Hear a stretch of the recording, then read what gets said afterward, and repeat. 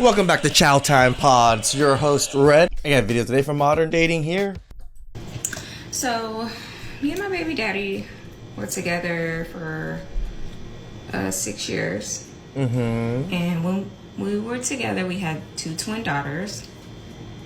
Go on. They're now 5 years old, and we've been separated for 3 years. But during our relationship, it just didn't work out because I would,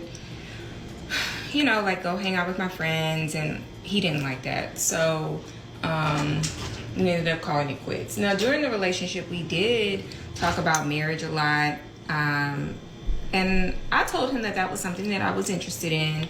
But deep down, I knew that I really didn't have any intention on marrying this man.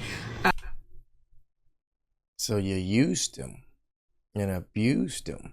So anyway, we separated 3 years ago, and for the past 3 years, we've been co-parenting great.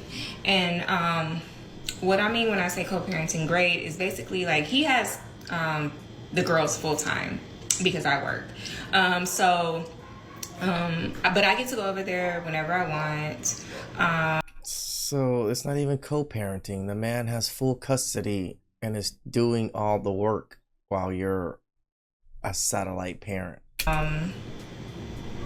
I can pick up the girls whenever I want. I can call him whenever I need something. I can call him whenever I want something. From time to time, we do mess around still. So for the past 3 years, we haven't really had any issues.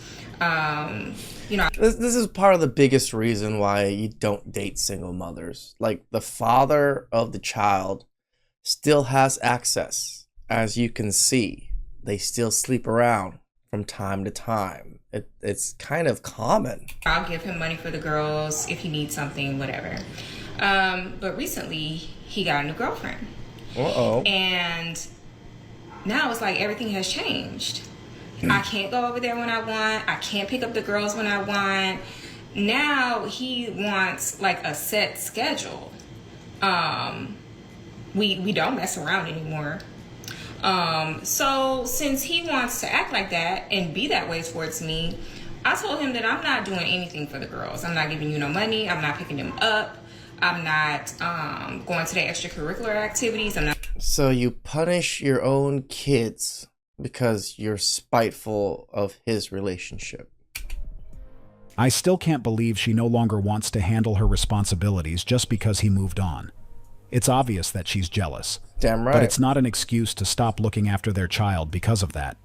She needs to accept that he did what he felt was necessary to protect his new relationship, and that's something she will simply have to accept.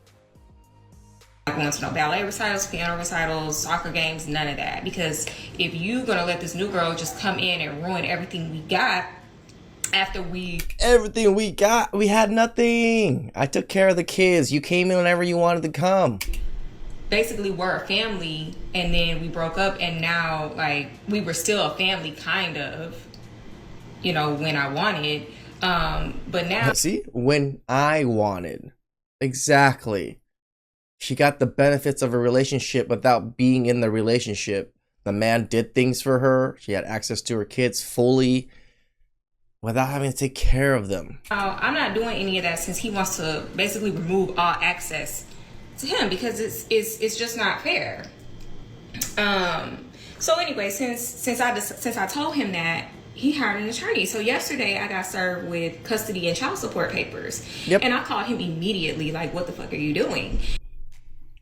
But what exactly did she expect? Was he supposed to let this happen and simply do nothing? Right. You can't stop providing for your children just because you're upset that your ex moved on and then expect no reaction.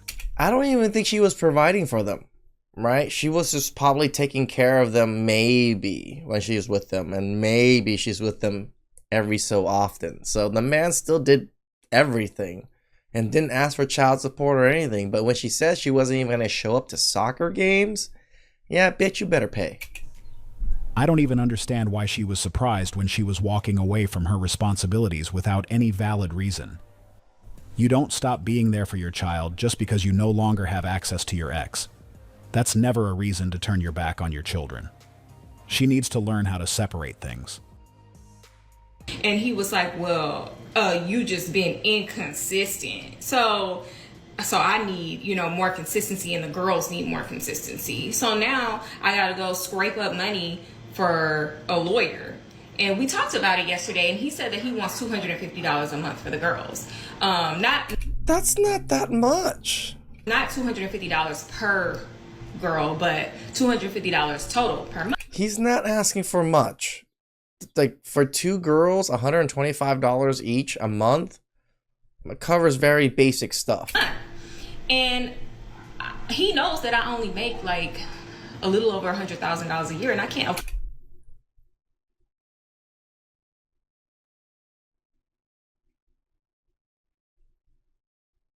Can't afford $250 a month when you make $100,000. That's literally like $3,000 a year. Afford $250 a month. He know I ain't got no money. Now imagine someone making over $100,000 per month and then having the courage to say they don't have money to pay $250 a month for 2 kids. She bringing home what, close to $9K a month? Can't afford $250. I don't even know what she meant when she said she can't afford it, when it's just a small fraction of what she makes. If she believes she can afford child support on that income, I don't know what she would say about guys who are making a lot less but are paying a lot more than $250 for 1 kid.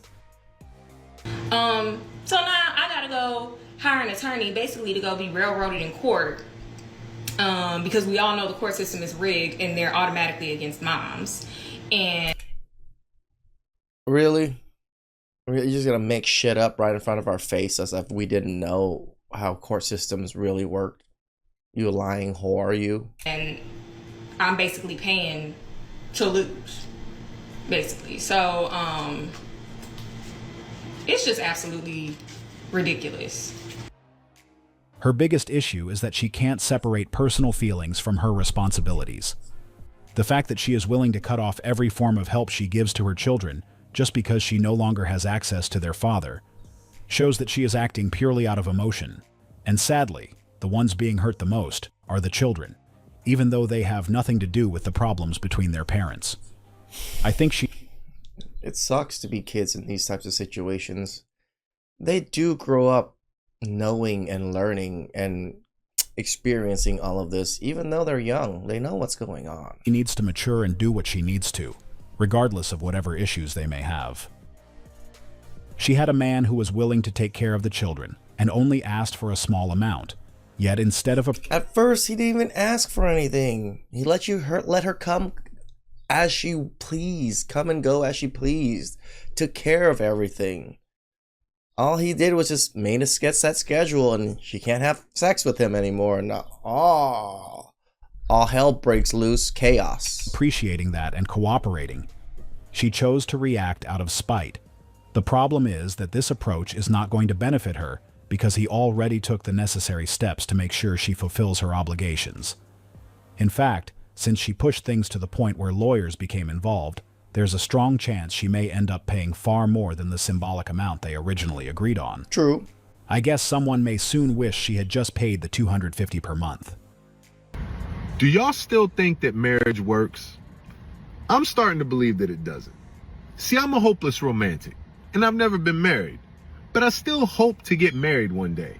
Okay. But I was just looking at a study that was done in 2019, and the statistics are scary, to say the least. Let me read them to you. 50% of all marriages in the U.S. end in divorce. 41% of all first marriages end in divorce. 60% of all second marriages end in divorce, and a whopping 73%. Those people are crazy, by the way. Third marriage? Come on, man. Of all third marriages end in divorce. There's a divorce in the U.S. every 42 seconds. Damn. That's 86 an hour and 2,046 per day. It takes a couple 2 minutes to say their wedding vows. In that time, there's 3 divorces. Jesus. Imagine getting married while knowing that every 2 minutes, 3 other couples are getting divorced. That statistic is alarming, and honestly, it makes marriage seem far less appealing. It's been far less appealing for a long time. What is the saying? Juice ain't worth the squeeze. And us guys, we do love our OJ. You know, we love squeezing juice, but there's nothing coming out. It reflects the reality Can't of squeeze relationships juice out of a today. rock. And I believe social media and dating apps have played a major role in taking things to this level because a large number of people are still searching for the right person, even after they are already married. An average marriage in the U.S. lasts 8 years. Really? In that I thought it'd time, be like 3 or something. 5.9 million divorces. We're fucked. In the comments, let me know if you think marriage still works. Let me know if you've been married. Let me know if you've been divorced and what your experience was. Married, divorced. I'm the statistic. So far, I've learned that I should have been a divorce lawyer rather than a medical provider. True. Been married twice, both cheated on me. Have kids with my ex, and now that I'm single, ain't doing that ever again. I'll value my peace and enjoy my kids. Sir, don't let the internet lie to you. My husband and I met in college, and next month we'll celebrate 30 years of marriage. It's not for the weak of heart, but many of us are succeeding, and we have a beautiful daughter. This is true. There are many people that are succeeding and putting in the work. Just we don't see them on the internet. That's all it is. We don't live a life conducive enough for marriage. The reason is simple. People are still out there searching for the right person. This is $1 million question, and it makes a lot of sense because based on the data we currently have, the chances of it working out seem much lower, and that's a reality we are currently facing. This is one of those topics where everyone tends to have a different perspective, but the truth is that more and more people no longer see themselves making this level of commitment when they already believe More and more people or more and more men? it may not last, especially when they know it could also have a negative impact on their finances. Things have changed significantly over the years. It no longer carries the same value or meaning it once did, which has Yeah, back in the day, you got married, you knew you had a partner for life. Knew you're probably going to have wonderful kids. Maybe not so wonderful every time, but you know, you knew you were going to have some kids. You knew you were probably going to struggle, but you also knew they knew that they were going to struggle and work together for it. That's the problem nowadays. Everybody knows it's a struggle, but nobody wants to deal with the struggle. created a culture where people enter and leave marriages so casually that it has led us to this stage. Not long ago, most people got married for love. They genuinely wanted to spend the rest of their lives with someone. But now things have changed to a level where some view marriage as a way to solve their financial problems. Well, a lot of them just view it to just hit that check mark on the thing, on their checklist, and to do that big wedding so they can impress everybody. That's a lot of women. Others see it as a strategy to elevate their lifestyle or social status, while some do it mainly for the wedding itself and the attention it brings on social media. So since many of these relationships are built on weak foundations, people no longer put the same effort into fixing problems. And that's one of the main reasons so many are losing the motivation to take that step. And when you spend money on your nigga, here come these bitches. Couldn't be me. Yeah, we know, broke ass bitch. Yeah, we know. Flat purse. A flat purse? Yeah, I knew it. I knew it. They really love saying that, flat purse. I actually like the saying too. It's a pretty good saying. Who you feeling like? The fuck? Funky ass. Mind your business. And the funny part is that the people who usually make that type of content are often single. And they're broke, dusty, musty crusties. Those comments rarely come from women who are in healthy and happy relationships, as they understand that a relationship is built on mutual effort and appreciation. They know their partner would also value thoughtful gestures from time to time, and they have no problem with that. It is funny that broke people come on the internet to tell you to not spend on other people because they're broke themselves. It's like, I can't even buy my person a gift. Like, he's my person. Like, they're my person. You're that broke that you can't even buy your person a gift. You broke, dusty, musty, crusty you. It really does give broke, doesn't it? Please like, subscribe, comment down below. I really appreciate that. And catch you guys next time. Ciao.